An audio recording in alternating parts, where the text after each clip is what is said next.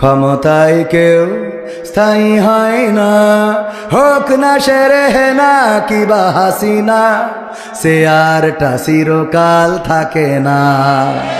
ক্ষমতায় কেউ স্থায়ী হয় না, মুজিবুর বেশি দিন থাকেনি, জিয়াউর কেউ তো রাখেনি। মুজিবুর বেশি দিন থাকেনি, জিয়াউর কেউ তো রাখেনি। এরশাদ চলে গেছে পৃথিবী ছেড়ে, এরশাদ চলে গেছে পৃথিবী ছেড়ে, কেউ আজ তার কথা কয় না। ঠিক না বেঠে? ক্ষমতায় কেউ স্থায়ী হয় না। হাসিনা ক্ষমতা ধরে রাখতে আয়না ঘর বানিয়েছিল, জনগণের রোশন আলে দাদার দেশে পালিয়ে গেল। হাসিনা ক্ষমতা ধরে রাখতে আয়না ঘর বানিয়েছিল, জনগণের রোশন আলে দাদার দেশে পালিয়ে গেল। ডিবি হারুনের পাশে আর, ডিবি হারুনের পাশে আর পরিমণিদের দেখা যায় না। ক্ষমতায় কেউ স্থায়ী হয় না, হোক না সেরেনা কিবা হাসিনা, সে আরটা চিরকাল থাকে। এই সে আর চিরকাল থাকে না।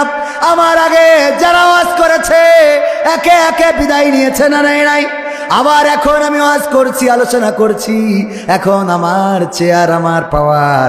আগামীকালকে আবার নতুন নতুন বক্তা আসবে, তাদের চেয়ার হবে, তাদের পাওয়ার হবে। সুতরাং এই দুনিয়ার চেয়ারের বড়াই করে কোনো লাভ আছে?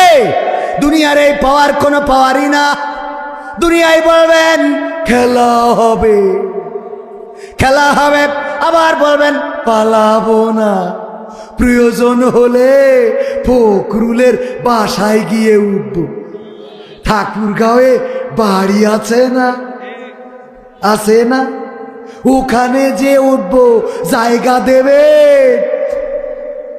মনে আছে না নাই? জায়গা খুঁজলো, অথচ দেখেন পালাবে না বললো, পালিয়ে গেছে না যায় নাই? কেন গেল? অভিভাবক হিসাবে আল্লাহকে মানে নাই। কথা কি বোঝা গেছে? ওই প্রথমে সে কথা মনে আসতো। তাহলে আমাদের অভিভাবককে আল্লাহ। কেন আল্লাহ? আমাদের যদি পুলিশে ধরে আমরা মনে করি জেলখানায়ও আল্লাহ আছে, আমাদের ফাঁসির কাজটা নিলে সেখানেও আল্লাহ আছে, আমাদের থানায় রাখলে সেখানেও আল্লাহ আছে, আমাদের জেলখানায় রাখলে সেখানেও আল্লাহ আছে, আমাদের যদি কাশিমপুর কারাগারে রাখে সেখানেও আল্লাহ আছে না নাই? কিন্তু আমার সাবেক প্রধানমন্ত্রী শেখ হাসিনা চিন্তা করলেন, আহারে যদি এই বাংলাদেশে ক্ষমতা চলে যায় তাইলে আমার দাদা তো বাংলাদেশে না। ঠিক না ঠিক? তাইলে তাদের অভিভাবক কিডা? হ্যাঁ কিডা? কিডা? জোরে বলেন কিডা? দাদা। আর আমি তাই বললাম, আমার ভাইদেরকে বললাম, কি বললাম, ওরে এমপিরা সব কোথায় গেল, মন্ত্রীরা সব কোথায় গেল, কোথায় কাদের কাকা? তাদের ছাড়া দেশটা এখন লাগে ফাঁকা ফাঁকা। ঠিক না বেঠে? পালাবো না, পালাবে না, পালাবে না, যাই না তবু দেখা, পালাবে না, পালাবে না, যাই না তবু দেখা। তাদের ছাড়া দেশটা এখন লাগে ফাঁকা ফাঁকা, ওদের ছাড়া দেশটা এখন লাগে ফাঁকা। আইন মন্ত্রী আটকে গেল আইনেরই ফাঁকে, দাড়ি ছাড়া দরবেশের ভণ্ড ভণ্ড লাগে। ঠিক না বেঠে? আইন মন্ত্রী আটকে গেল আইনেরই ফাঁকে, দাড়ি ছাড়া দরবেশের ভণ্ড ভণ্ড লাগে। শুনছি কত নেতা নেত্রী খাইতেছে ভাই ডান্ডা, বিচারপতি কালামানিকের ফাটিয়েছে আন্ডা। পলকেরও ঝলক গেল, পলকেরও ঝলক গেল থামিয়ে নেটের চাকা, তাদের ছাড়া দেশটা এখন লাগে ফাঁকা ফাঁকা, ওদের ছাড়া দেশটা এখন লাগে ফাঁকা ফাঁকা। কই গেল সেই সংসদেতে মমতাজের গান, ঠিক না বেঠে? সংসদে গান গাইল আমার নেতাকে নিয়ে, নেত্রীকে নিয়ে, আর যখন আমার নেতারা নেত্রীরা পালিয়ে গেল এই মমতাজ আর কোনো গান গাইল না।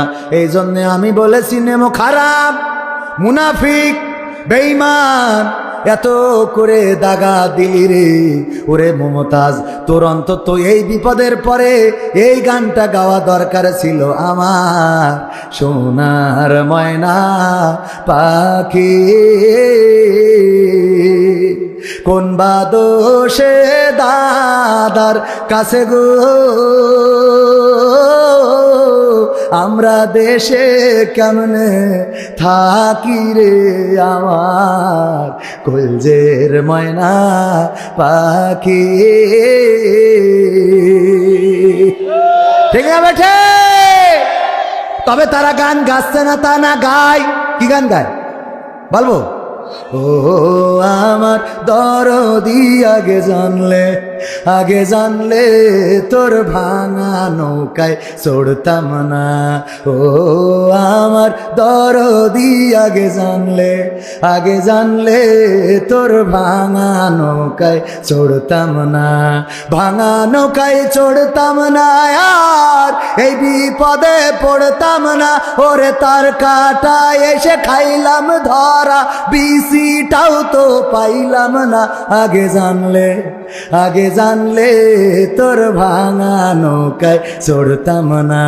ও আমার দরদি আগে জানলে তোর ভাঙা নৌকায় চড়তাম না, ঠিক না বেঠে?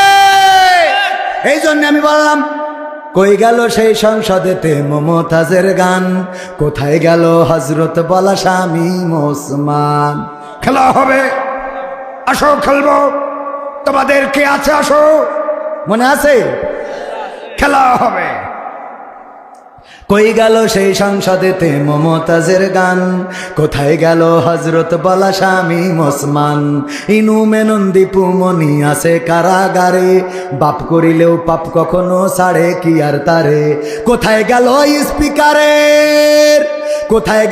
স্পিকারের দৃষ্টি আঁকা বাঁকা, তাদের ছাড়া দেশটা এখন লাগে ফাঁকা ফাঁকা, ওদের ছাড়া দেশটা এখন লাগে ফাঁকা ফাঁকা। কোথায় গেল আরাফাত আর ব্যারিস্টার সুমন? গরুর ছিটে খা দিব, তোমরা খালি খাইবা, খালি গোল করিবা। মনে আছে আমার এই বই ঠিকানার গান 100টার বেশি সঙ্গীত আছে, আমার ক্যামেরা পার্সন আছে, কেউ হাত তুলবেন ও ভিতরে যাবে, পরিবেশ নষ্ট করা যাবে না, নিবেন 100 টাকা করে দাম। শিখতে পারলে দাওয়াত ফ্রি, টাকা তো আছে, হ্যাঁ ইনশা, মনে থাকবে। কই গেল সেই, কোথায় গেল আরাফাত আর ব্যারিস্টার সুমন? কথা বলার সময় তারা করে নিয়োজন, মুরগি কবির খাইছে ধরা, জাফর কোথায় আছে? গোপনে কি সেও গেল মোদি দাদুর কাছে? কোথায় গেল এ সালমের কাড়ি কাড়ি টাকা? তাদের ছাড়া দেশটা এখন লাগে ফাঁকা, ঠিক না বেঠে? কেন ফাঁকা ফাঁকা লাগে? এখন তো আর টেলিভিশন খুললে বলে না আমরা কেমন করে কুমড়ো দিয়ে বেগুনি বানাবো, কথা কয় না। কুমড়ো দিয়ে বেগুনি বানানো যায় এটা আমরা জানতাম না, শিখেছি। তারপরে আমরা জানলাম কাঁঠাল দিয়ে কেমন করে বার্গার খাওয়া যায়, কেমন করে গোশের অভাব কাঁঠালে পূরণ করে, এটা আমরা জানতাম না। আবার কাঁচা মরিচ শুকাইয়ে রাখা যায়, বর্ষাকালে পানিতে দিলে জ্যান্ত হয়ে কিলবিল করতে করতে পুকুরি ঝাঁপ দিয়ে খায়, এইগুলো আমরা জানতাম না, ওইগুলো টেলিভিশনের মাধ্যমে শুনেছি রে, ঠিক না বেঠে? আমার ভাইজান আব্দুল মতিন মোল্লা কুয়েত থেকে স্ত্রীর জন্য একটা ফোন পাঠাইছে, আইফোন। কি ফোন? সবাই বলেন কি ফোন পাঠাইছে? কার জন্যে? স্ত্রীর জন্যে, বউয়ের জন্যে। বউ, স্ত্রী, বেগম, ওয়াইফাই যাই বলেন, মানে ওয়াইফ, এইটা যাই হোক না কেন পাঠাইছে রে। ওই ফোনটা যেদিন পাঠাইছে আমার ভাইজান চিঠিতে লিখে দিয়েছে, ওগো আমার কলিজার টুকরা, ওগো আমার কৈতরী বেগম, আমার পরাণের পরাণ, জানের জান, তোমার জন্য আমি কুয়েতে এত পরিশ্রম করি, কষ্ট করি, মাথার ঘাম পায়ে ফেলি, তোমার হাসি দেখলে আমার আর পানির পিপাসা লাগে না, তোমার কণ্ঠ শুনলে আমার আর মমতাজের গানও ভালো লাগে না, তোমার যদি সান্ত্বনা পায় আমি জাহান্নামে যাইতেও রাজি। এই লেখে না, লেখে না, কথা কয় না। ওরে বাবা যুবকরা, তুমি এসেছো বলে আকাশটা এত নীল। ও ও জন্মের আগে আকাশ লাল ছিল, কথা কয়, ওর জন্মের আগে আকাশ লাল ছিল। তুমি এসেছো বলে সাগরের ঢেউ এত সুন্দর, ওই এর আগে সাগর স্থির ছিল। শয়তান কোথায় আছে না, নাই পাম মারে না মানে, ওরে গল্প। এইবার বিয়ের পরে আমি পারি না আর পারি না, আমি কেন মরি না, আজরাইল কি চিনে না আমারে গো, আমি পারি না আর পারি না, হয়তো 2 দিন পরে মরবো, আগে মরলে কি ক্ষতি, এই দুনিয়ার রং তামাশা বুঝলাম না রে এক রতি, ও আমার ঘরের রমণী সে যে কাল নাগিনী, আমারে বাজাইলো 12টায়, আমি পারি না আর পারি না। বলে না, বলে না। তবে এতটুকু ভালো যে ইরা অন্তত আজরাইল ডাকতেছে নিজি মরার জন্য, ঠিক না বে ঠিক, যে আমি পারি না আর পারি না, আমি কেন মরি না, আজরাইল কি চিনে না আমারে গো, তার মানে আমার তুলে নাও। কিন্তু আমার মা বোনেরা এত বড় নিষ্ঠুর, ওরা বলে এ তোর মরণ করে না কেন, বলে না, কয় তোর আজরাইল চেনে না কেন, তোরে আজরাইল নেয় না কেন, তোর মানে মরণ করলে আর একজনের সাথে বগল বাজাবে, কথা কয় না, ঠিক না বেঠে। আমার মা বোনেরা, পর্দার অন্তরালে আছে আমার মায়েরা, আল্লাহ রাব্বুল আলামিন বললেন ওয়া করানা ফি বুয়ুতিকুন্না ওয়ালা তাবাররাজনা তাবাররুজাল জাহিলিয়াতিল উলা, ওগো নারীরা পর্দার মধ্যে থাকো, জাহিলি যুগের মেয়েদের মতো সাজুগুজু করে নিজেদেরকে প্রদর্শন করে বেড়ায়ও না। কথাটা কার? কথাটা কার? পর্দা করার জন্য বলেছেন কে? আর আমার মা বোনেরা কেমন পর্দা করে বলবো, কেমন পর্দা করে বলবো। আল্লাহ বলল যে সাজুগুজু করবে না, পর্দা করে চলো।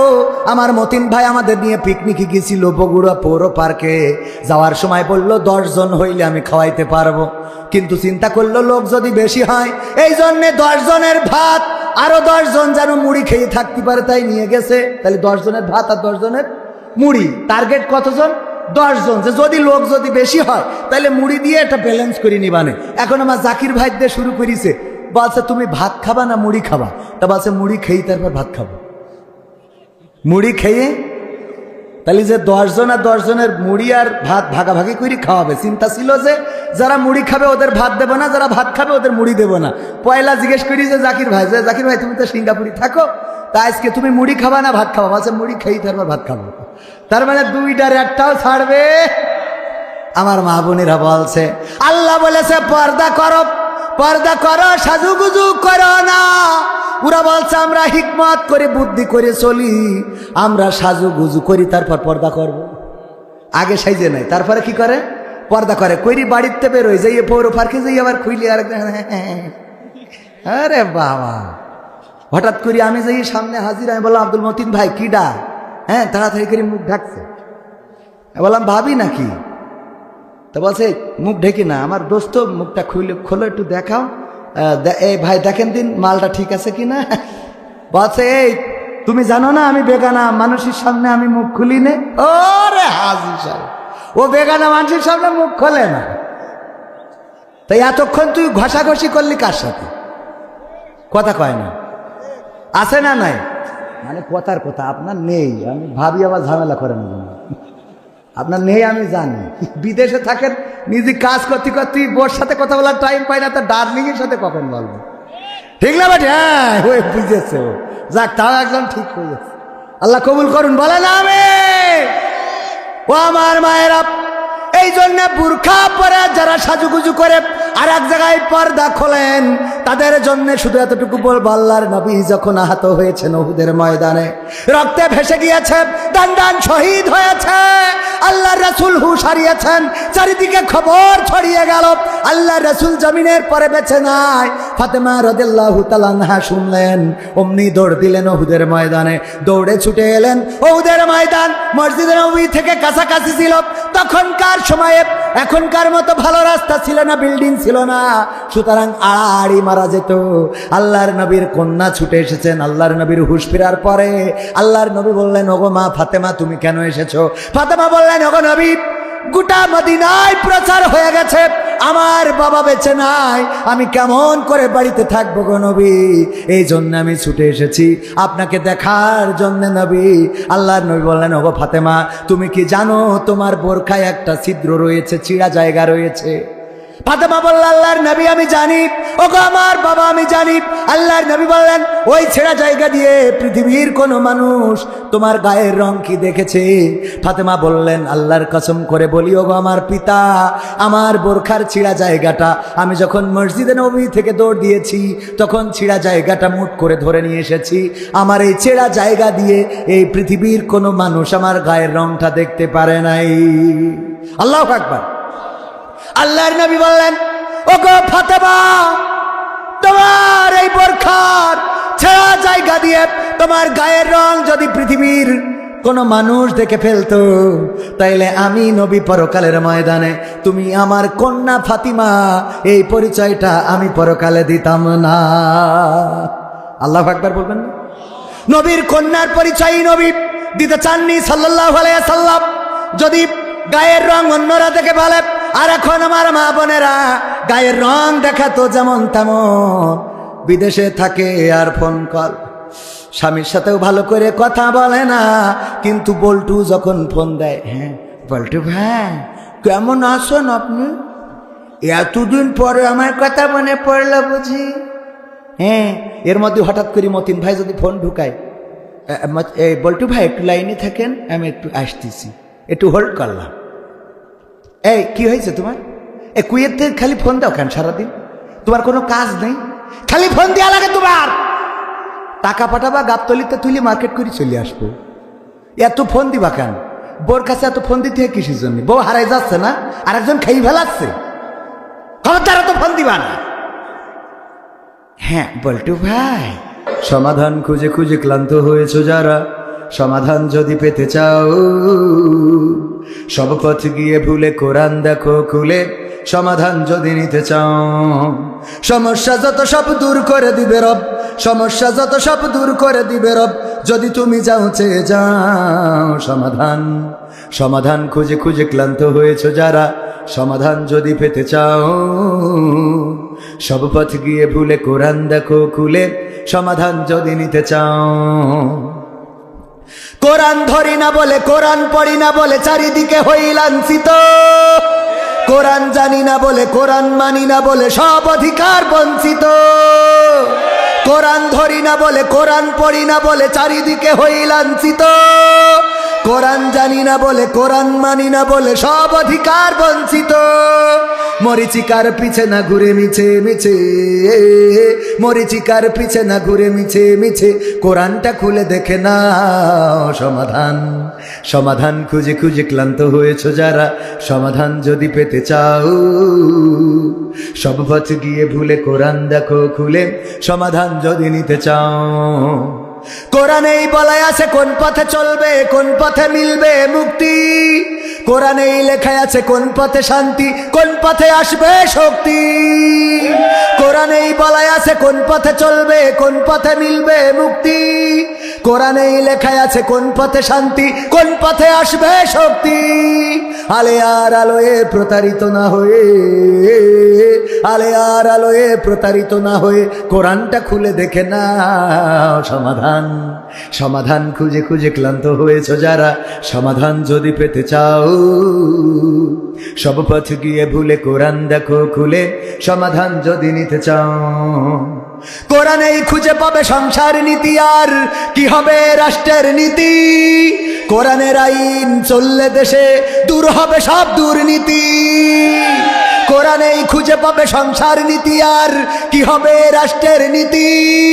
কোরআনের আইন চললে দেশে দূর হবে সব দুর্নীতি। মানব রচিত মাতে শান্তি খুঁজো না পথে, মানব রচিত মাতে শান্তি খুঁজো না পথে, কোরআনটা খুলে দেখে না সমাধান।